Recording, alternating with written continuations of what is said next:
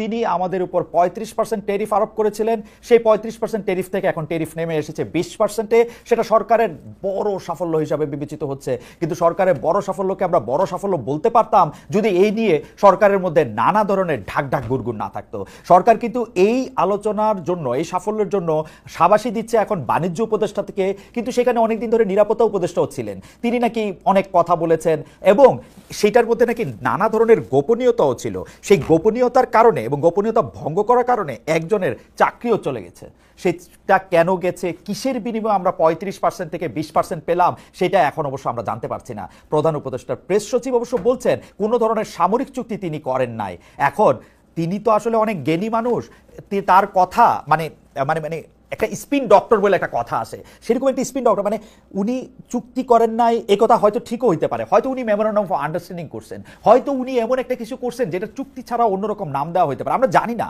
তো ঠিক আছে, বেনিফিট অফ ডাউট হিসাবে আমরা ডক্টর ইউনূসকে কিছু পয়েন্ট দেই যে ডক্টর ইউনূস হচ্ছে 35% থেকে 20% কমাইতে পারছেন ট্যারিফ আমেরিকার বাজারে, তার জন্য আমাদের ব্যবসা বাণিজ্য বড় বিপদে পড়বে না, সেইটা কেউ কেউ দাবি করতেছেন। আপনি আমাদের মানে ধন্যবাদ জানবেন ডক্টর মোহাম্মদ ইউনূস, আপনি আমাদের ধন্যবাদ জানবেন জনাব বাণিজ্য উপদেষ্টা জনাব বশির, এবং আপনি আমাদের ধন্যবাদ জানেন, কিন্তু আমাদেরকে একটু ভালো করে জানায়েন যে আসলে কিসের বিনিময়। আমি আবারও বলি, 35% থেকে যে 20%-এ আনলেন, কিসের বিনিময়, কোনো কিছু বিনিময় করতে হয়েছে কিনা সেটা একটু ভালো করে একটু জানায়েন। এবার আমরা দেখি যে সরকার প্রধান হিসাবে এই এক বছর আপনার কেমন ছিল প্রফেসর ডক্টর মোহাম্মদ ইউনূস, প্রিয় অধ্যাপক, প্রিয় স্যার, প্রিয় শান্তিতে নোবেল বিজয়ী।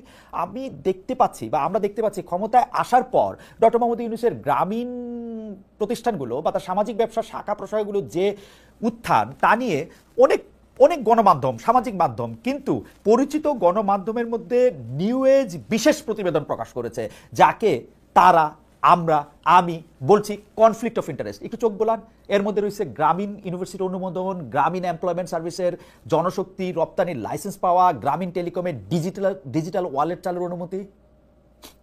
মনে হচ্ছে এগুলি কনফ্লিক্ট অফ ইন্টারেস্ট? মনে হচ্ছে এর একটাও মিথ্যা কথা? মনে হচ্ছে এর একটাও আমরা ডক্টর মোহাম্মদ ইউনূসকে পছন্দ করি না সেজন্য বলতেছি? আরেকটু সামনে যাই। গ্রামীণ ব্যাংকের আগামী 5 বছরের কর মৌকুফ করেছে অন্তর্বর্তী সরকার। গ্রামীণ ব্যাংকে সরকারের শেয়ার কমিয়ে 25% থেকে 10% করা হয়েছে।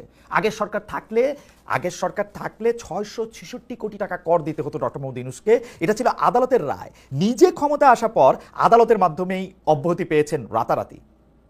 এটা সত্যি যে মানে যে সরকারটা চলে গেছে, যে সরকারটা পালায়ে গেছে, যে সরকারটা পতিত, সেই সরকার ডক্টর মোহাম্মদ ইউনূসকে মামলা দিয়ে নিপীড়ন করেছিল, কিন্তু তিনি নিজে ক্ষমতা আসার পর রাতারাতি যে মামলাগুলি থেকে অব্যাহতি নিলেন, সেটা আইন মেনে নাকি সাবেক প্রধানমন্ত্রী শেখ হাসিনা সরকারের মতোই ক্ষমতায় এসে রাষ্ট্রপক্ষ হওয়ার সুবিধা নিয়ে সব প্রত্যাহার করিয়েছেন?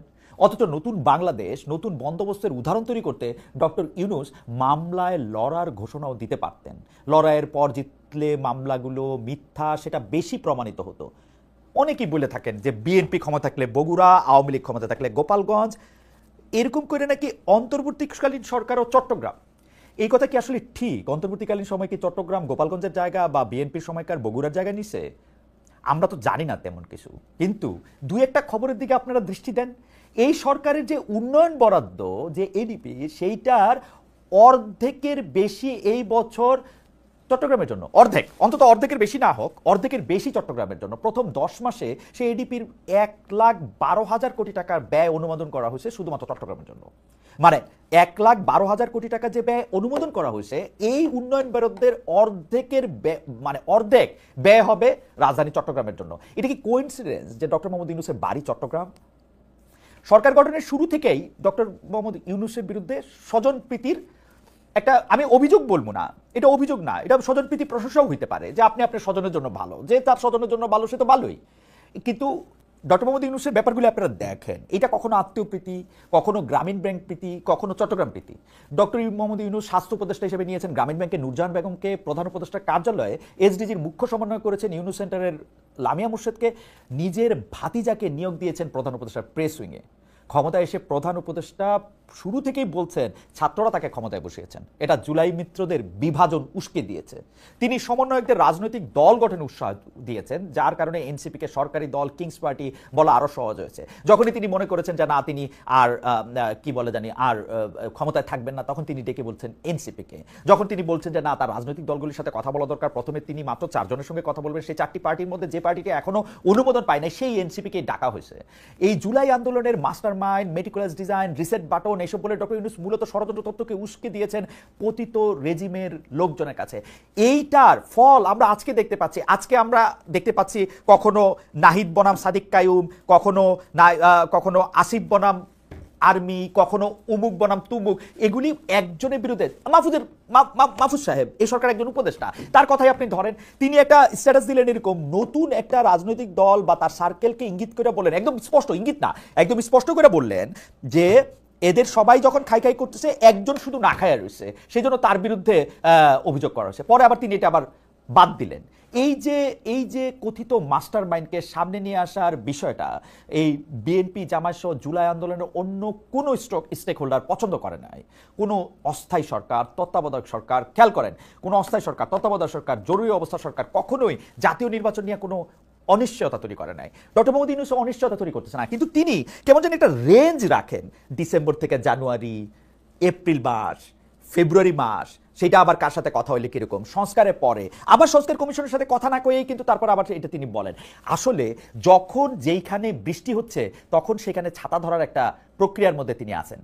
মানে আবার আবার আরেকটা জিনিস খেয়াল করেন যে ধরেন যেই সরকার, আগের সরকার, তাদের কিন্তু এক ধরনের ভালো পিয়ারের দরকার আছে, কারণ তারা জনগণের কাছ থেকে ভোট পাবে না, ভোটের জন্য যাবে না। তাদের যত বেশি ভালো পাবলিক রিলেশনস, যত বেশি ভালো কথা বলা যাবে, তত তাদের জন্য এরকম সুবিধা। সেই জন্য তারা পিয়ার উইংকে খুব স্ট্রং করে। ডক্টর মোহাম্মদ ইউনূসের কি আসে যায়, উনি কেন এরকম পপুলিস্ট হতে চান, তিনি কেন পিয়ার দিয়া শুধু ভালো হতে চান? এমন পপুলিস্ট কথা এমন অনেক সময় তিনি বলেন যেগুলির মধ্যে দিয়ে পরে তিনি এর করতেও পারেন না, এর থেকে আবার ফিরাও আসেন। গত বছর ঈদের সময়, গত বছর না, মানে এক বছর হয় নাই আর কি, এরকম একটা সময় ঈদের সময় রোহিঙ্গারা আগামী ঈদ ওইখানে করবে এরকম কথা মনে আছে তো, এখানে একটা করিডোর করবে এই কথা নিয়ে তারপর অনেক যখন আলোচনা হয়েছে তখন তিনি বললেন সবাই নাকি সর্বত মিথ্যা কথা বলতেছে। জাতীয় নির্বাচন নিয়ে কথায় আসি, জাতীয় নির্বাচন নিয়ে আসলে জাতীয় নির্বাচন নিয়ে এক ধরনের, মানে আমরা জাতীয় নির্বাচন নিয়ে এক ধরনের, আমি এটাকে কেমনে বলি, জাতীয় নির্বাচন নিয়ে এক ধরনের অনিশ্চয়তার কথা আমি কেন বললাম, কারণ হচ্ছে অনেক মানুষই এই প্রশ্ন করতেছে নির্বাচন কি যথাসময়ে হবে। সরকারের প্রেস উইংয়ে 100 বার কইতেছে ডক্টর মোহাম্মদ ইউনূস যেটা বলছেন তার বাইরে যাবেন। এখন ডক্টর মোহাম্মদ ইউনূস আসলে কি বলছেন, জাতীয় নির্বাচনের মাধ্যমে ক্ষমতা হস্তান্তরের জন্য তিনি টাইমলাইনটা কি ঠিক করছেন, তিনি কি আসলে নির্বাচন চান, ক্ষমতা ছাড়তে চান?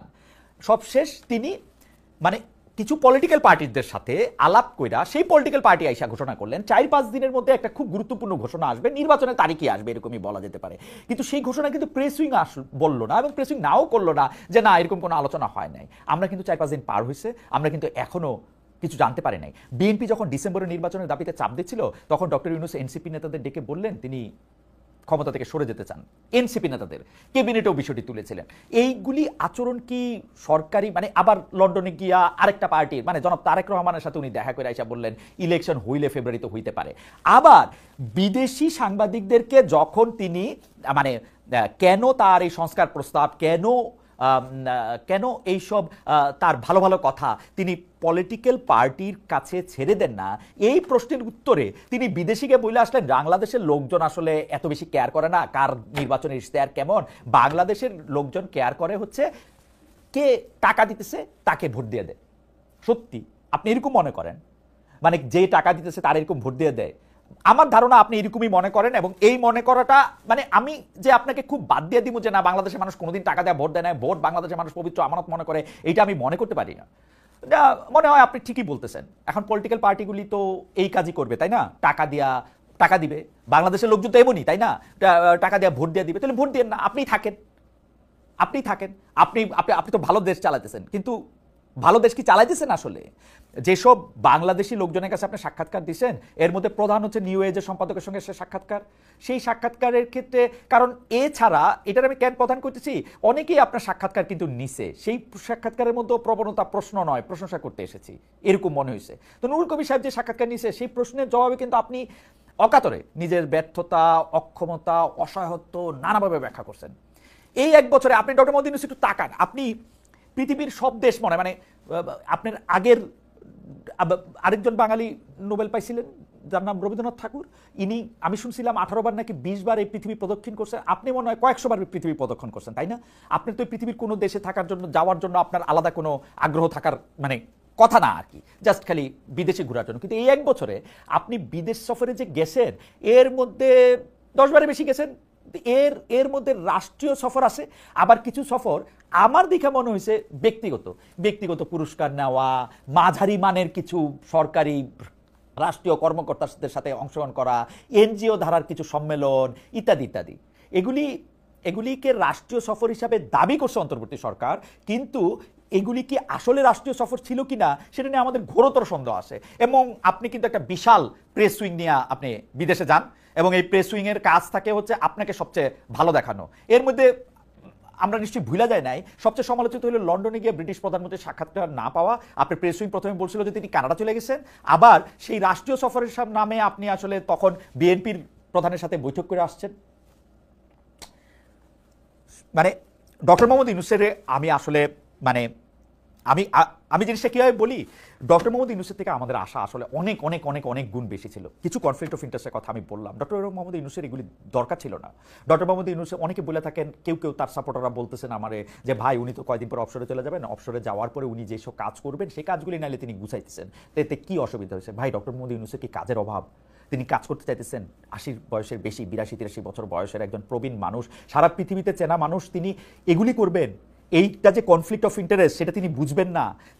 তিনি বলেন যে গ্রামীণ হচ্ছে তিনি তো গ্রামীণের মালিক না, তো তিনি তো গ্রামীণের ট্রাস্টি। গ্রামীণে একটা লোকের নিয়োগ হয় তার চাওয়া ছাড়া, আপনি আমার বলেন তো গ্রামীণের মালিক হওয়া কাকে বলে? মানে মানে কেন? মানে গ্রামীণের নামে আপনি যখন একটা ম্যান পাওয়ার প্রতিষ্ঠান নেন, একটা ইউনিভার্সিটি নেন, একটা ইয়ার মধ্যে নিজে সাইন করেন, ডক্টর মোহাম্মদ ইউনূস আপনি কি বুঝতে পারেন যে এটা একটা কনফ্লিক্ট অফ ইন্টারেস্ট হয়? ডক্টর মোহাম্মদ ইউনূস আপনি প্রায়ই বলে থাকেন যে সুযোগ হেলায় হারানো যাবে না। নিজেকে একজন আদর্শ শাসক হওয়ার, শাসক হিসেবে আদর্শ মডেল হওয়ার সুযোগ আপনি হেলায় হারাইতেছেন না। যাই হোক, আপনার উপদেষ্টাদের মানে অন্যদের কথা একটু আসি সবচেয়ে আলোচিত উপদেষ্টাদের একজন প্রফেসর ডক্টর আসিফ নজরুলের কথায়। ডক্টর আসিফ নজরুল মানে আপনি আইন উপদেষ্টা হওয়ার পরে আপনি নিজে যত বেশি মানে আমি কি বলবো মানে ভয় ভীতির পরিচয় দিছেন, এত ভীতু লোক আপনি কখনোই ছিলেন না আমার মনে হচ্ছে। কারণ হচ্ছে আপনি পপুলিস্ট জায়গা থেকে কেউ আপনাকে কোনো কিছু বললে সেগুলিকে আপনি এত বেশি গুরুত্ব দিচ্ছেন, এবং গুরুত্ব দিতে দিতে নিজেকে হাস্যকর হিসাবে প্রমাণিত করছেন। আমি হয়তো আপনাকে দুর্নীতিগ্রস্ত বলতে পারবো না, কারণ আমার কাছে প্রমাণ নাই, কিন্তু আপনি যে কত দুর্বল, এবং দুর্বলরা কি করে জানেন? দুর্বলরা হচ্ছে চেয়ারের, ডক্টর আসিফ নজরুল আপনার বলতেছি, দুর্বলরা হচ্ছে যে চেয়ারে বসে, সে চেয়ারে বসার সুযোগ নিয়ে বিভিন্ন অন্যায় করতে থাকে। উদাহরণ দিই, আমি বিচারকদের সম্পর্কে মানে বিচারাঙ্গনে আপনি কি করতেছেন সেটার আমি কিছু উদাহরণ দিই। গত মাসের 10 তারিখে মানে 10 জুলাই আইন মন্ত্রণালয় প্রজ্ঞাপন জারি করে 18 জন বিচারককে বাধ্যতামূলক অবসরে পাঠায়। তাদের বাধ্যতামূলক অবসর দেওয়া হয়েছে সরকারি কর্মচারী অধ্যাদেশ 2018-র 45 ধারা অনুযায়ী। অথচ আইনটির 3 ধারায় স্পষ্ট বলা আছে এ আইনটি বিচারকদের ক্ষেত্রে প্রযোজ্য হবে না। প্রফেসর আসিফ নজরুল আপনি শুনতে পাচ্ছেন? আপনার এই আইন বিচারকদের ক্ষেত্রে প্রযোজ্য হবে না। আইনটা আবার পড়েন, দেখবেন ওখানে লেখা আছে এই আইনটি বিচারকদের ক্ষেত্রে প্রযোজ্য হবে না। তো যে আইন বিচারকদের জন্য প্রযোজ্যই নয়, এই আইন অনুযায়ী আপনি বিচারকদের চাকরি নট করে দিচ্ছেন কিভাবে? আদেশে বলা হয়েছে জনস্বার্থে তাদেরকে বাধ্যতামূলক অবসর দিয়েছেন, কিন্তু অনুমান করা যায় এই বিচারকেরা আওয়ামীপন্থী বা তারা আওয়ামী লীগ সরকার আমলে স্বাধীনভাবে কাজ করেননি, এই অপরাধে তাদেরকে চাকরি থেকে সরিয়ে দেওয়া হয়েছে, তাই না? আপনি যে তাদের সম্পূর্ণ গায়ের জোরে চাকরিটা নট করে দিয়া এটা প্রমাণ করলেন না যে বিচারকরা স্বাধীন নয়? এটা প্রমাণ করলেন না যে বড় সরকার চাইলে যে কোনো বিচারককে যখন তখন চাকরি থেকে অপসারণ করতে পারে? যাদের স্বাধীনতাই নাই তাদেরকে আপনি শাস্তি দিতেছেন স্বাধীনভাবে কাজ না করার অপরাধে। এটা কেমন কথা? সাবেক প্রধানপতি বিচারপতি ABM খায়রুল হককে গ্রেফতার করেছেন হত্যা মামলায়, অথচ মুখে বলতেছেন উনার অপরাধ হইল এই যে উনি তত্ত্বাবধায়ক সরকার ব্যবস্থা রায় দিয়ে বাতিল করেছেন এবং রায় টেম্পারিং বা জালিয়াতি করেছেন, তাও উনাকে রায় জালিয়াতির মামলায় প্রসিকিউট করেন, রায় টেম্পারিং করার অপরাধে ওনাকে শাস্তি দেন। তা না করে আপনারা তাকে গ্রেফতার করলেন মার্ডার কেসে, যেটা আমরা সবাই জানি যে একটা মিথ্যা মামলা। রায় টেম্পারিং করা অপরাধ, কিন্তু মিথ্যা মামলায় কাউকে গ্রেফতার করা, মিথ্যা মামলায় সাজা খাটানো অপরাধ না? সেই অপরাধ আপনি এখনো করতেছেন না। শুধু বিচারপতি খায়রুল হক কেন, অনেককেই আপনারা গ্রেফতার করতেছেন মার্ডার কেসে, হাজার হাজার নিরীহ মানুষকেও আপনারা গ্রেফতার করতেছেন মিথ্যা মামলায়। যার বিরুদ্ধে অভিযোগ দুর্নীতির তাকেও গ্রেফতার করতেছেন মার্ডার কেসে, বেশিরভাগ ক্ষেত্রে মিথ্যা মার্ডার কেসে, অথবা সবগুলি ক্ষেত্রে মিথ্যা মার্ডার কেসে। আইন উপদেষ্টা ডক্টর মোহাম্মদ আসিফ নজরুল, আপনাকে বলতেছি, গতকালও সাংবাদিকদের আপনি বললেন আপনার সুন্দর বাচনভঙ্গি দিয়ে, সুন্দর শব্দচয়ন দিয়ে, যে এই সরকারের প্রধান দুইটা ব্যর্থতা, এক হচ্ছে মব নিয়ন্ত্রণ করতে না পারা, দুই হচ্ছে মিথ্যা মামলা নিয়ন্ত্রণ করতে না পারা। তো এই মিথ্যা মামলা নিয়ন্ত্রণ করা তো আপনার দায়িত্ব ছিল। আপনি যতই বলেন যে মামলা বা থানা পুলিশ স্বরাষ্ট্র মন্ত্রণালয়ের অধীন, কিন্তু আপনি তো আইন উপদেষ্টা। কি আইনি উপদেশ দিলেন আপনি সরকারকে? বিচারপতি খায়রুল হককে মিথ্যা মার্ডার কেসে গ্রেফতার দেখানো যাবে না, এই উপদেশ কি আপনি দিয়েছিলেন স্বরাষ্ট্র মন্ত্রণালয়কে? নাকি উনি যে রায় টেম্পার করছেন এইটা যদি আপনার আদালতে গিয়ে ফাইট করতে হইতো, তাহলে আপনাকে যে পরিমাণ কাজ করতে হইতো, আপনার যে পরিমাণ এক্সপার্টিস থাকতে হইতো, সেটা আপনার নাই, ঠিক না? বা আপনি সেই পথ দিয়ে হাঁটেন নাই। উনি যেই অপরাধ করছেন, যেটা আপনি বলতেছেন আমরা দেখতেছি, সেই অপরাধে ওনার বিচার হোক। এটা যদি ওনার অপরাধ হয়, আপনার আইন কর্মকর্তারা সেইটা নিয়ে ফাইল তৈরি করুক। কিন্তু আপনি দেখেন, আপনার আইন কর্মকর্তারা, আপনার পাবলিক প্রসিকিউটররা তো আপনার আইন মন্ত্রণালয়ের লোক, তাই না? তারা কিন্তু বিপুল উৎসাহে আদালতে গিয়া মিথ্যা মামলাগুলিতে আদালতে রিমান্ড প্রার্থনা করতেছেন, জামিনের বিরোধিতা করতেছেন। এগুলি আপনার মন্ত্রণালয়ের কাজ না? তারা গিয়ে বলতেছেন না যে হ্যাঁ এবিএম খায়রুল হক মার্ডার করছে, অমুক মার্ডার করছে? যদি আপনারা মুখে বলতেছেন যে এগুলি মানে এই মিথ্যা মামলা, মব, এগুলি আপনার সরকারের সবচেয়ে বড় ব্যর্থতা। সবচেয়ে, আবার বলি, সম্পূর্ণ বেআইনিভাবে 18 জন বিচারককে বাধ্যতামূলক অবসর দিয়া, চাকরি নট করে দিয়া, কিরকম ভয়ের আবহাওয়া আপনি তৈরি করছেন বিচারকদের মধ্যে, আপনার কোনো আইডিয়া আছে? সব বিচারক এখন এমন ভয়ে আছে যে যে কোনো সময় যে কারো চাকরি নট হয়ে যেতে পারে। ভাই, সবাই তো আপনার মতো এরকম না যে চাকরি আজকে নট হয়ে গেলে কালকে গিয়া